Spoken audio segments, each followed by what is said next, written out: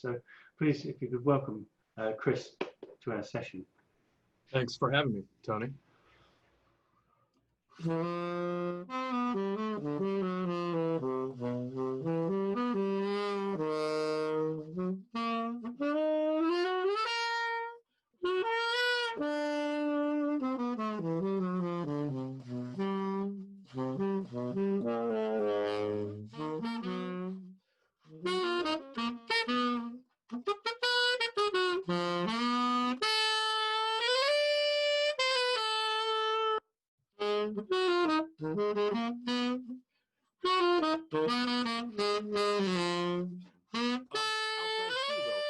The real learning for me kind of began when school was done, because like then it was like, oh shit, well I gotta make a living. How am I gonna do this? You know, I taught adjunct for a little bit while I lived in Texas at a small university in the Dallas Fort Worth area.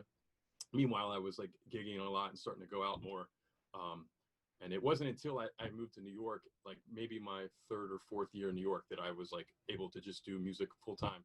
But in the meantime, you know, I've always been like kind of I get bored easily. So I'm always I'm looking for new things to like stimulate my ears, whether it's music or food or anything like that, you know? So I was always kind of like down to play anything. So like in North Carolina, when I was in school, I used to go drive like an hour and play with this, like cumbia, bachata, and merengue bands of the community in Dallas. Dallas has got like an incredible. Texas is known for like drummers, you know, the blues, all like a lot of great jazz musicians, all sorts of things. But Dallas itself is heavy, and it still is, and it's still alive. And there's like, you know, a connection from like the elders of the community all the way down to like high school kids coming to the jam session, and you know, and things like that. So, and the thing that was really great about Dallas was the fact that like genres, you know, we can get so caught up in like, well, I'm this and I'm that. But the beautiful thing about a lot of the musicians in Dallas that I was able to interact with and become friends with and start working with a lot, they would, you know, go play a country gig on a Friday night, and then the next day they might be playing like a top 40 gig for like a wedding, and then the next day they might be playing in a church, playing like gospel music, and then Wednesday night there was like the hip hop jam session that was like Erykah Badu's band, and there was a jam session specifically that kind of introduced me to that scene. And the genres don't like really get in the way. I was inspired to get this instrument because I met on that first trip to Brazil I mentioned earlier, I met this really fantastic musician who's become a close friend, and he's super like just a great dude, great human. His name is Carlos Malta. Maybe we could put that in the chat as well. And he's got an ensemble called Pife Moderno, and in that band, like it's percussion and two flutes.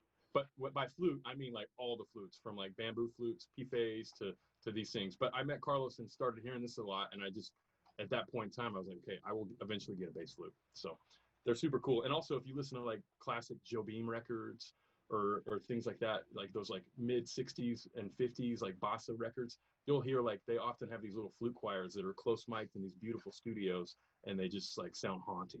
So I'm gonna play a Hermeto Pascual tune that I really like. It's called Santo Antonio.